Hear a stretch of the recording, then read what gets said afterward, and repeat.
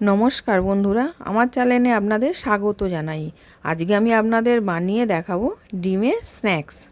তার জন্য আমি 5খানা ডিম সেদ্ধ করতে দিয়েছি। এবার ওর মধ্যে নুন দিয়ে দিলাম, দিয়ে ভালো করে সেদ্ধ করে নেব ডিমগুলোকে।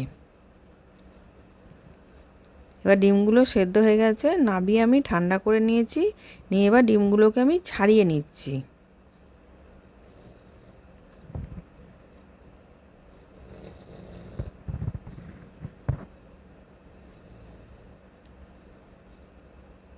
এবার সব ডিমগুলো ছাড়ানো হয়ে গেছে। এবার আমি কেটে নেব।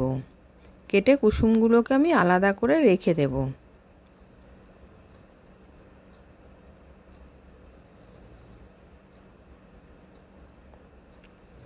এবার সবগুলো এরকম করে কুসুম আলাদা করে রেখে দিয়েছি। এবার ডিমগুলোকে আমি কেটে ছোট ছোট করে কুচিয়ে নেব।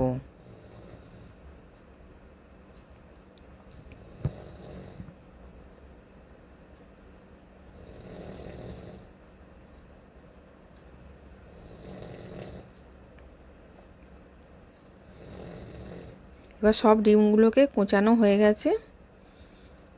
এবার ওর মধ্যে আমি 2 চামচ কর্নফ্লাওয়ার দেবো আর 2 চামচ ময়দা দেব।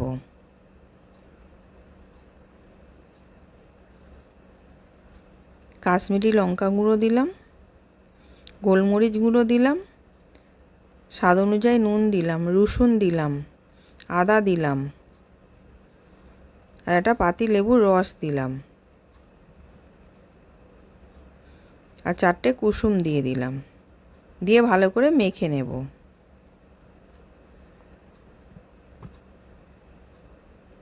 অল্প জল দিয়ে একটা থোকো ব্যাটার করে নেব।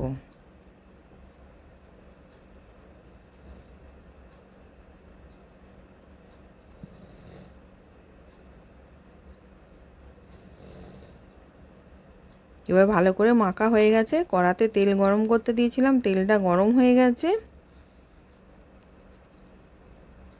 এবার আমি ডিমের বড়াগুলোকে ভেজে নিচ্ছি। বড়ার মতন দিলাম, দিয়ে ভেজে নেব।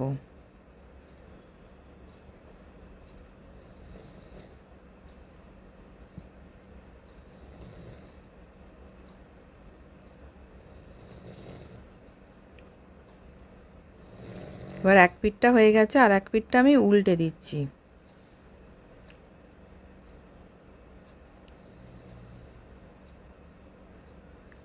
এবার 2 পিঠটাই ভাজা হয়ে গেছে, আমি তুলে নিলাম।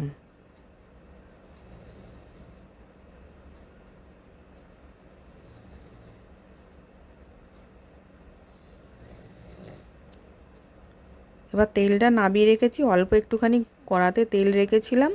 রসুন কুচি, আদা কুচি আর লঙ্কা কুচোনো দিয়ে দিলাম, দিয়ে ভালো করে ভেজে নেব।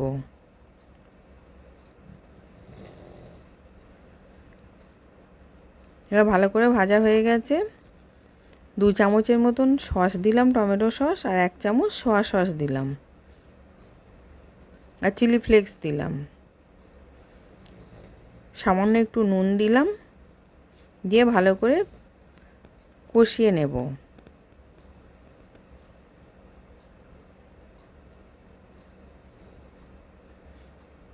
এবার সব ভালো করে মেশানো হয়ে গেছে। এবার আমি ডিমগুলোকে দিয়ে দিলাম, দিয়ে ভালো করে মিশিয়ে নিচ্ছি।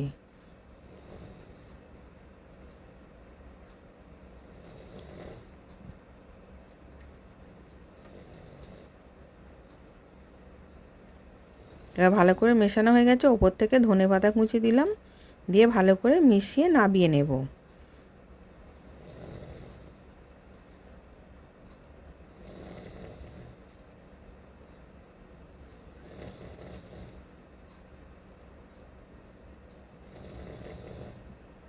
এবার রেডি হয়ে গেছে, সার্ভ করার জন্য রেডি।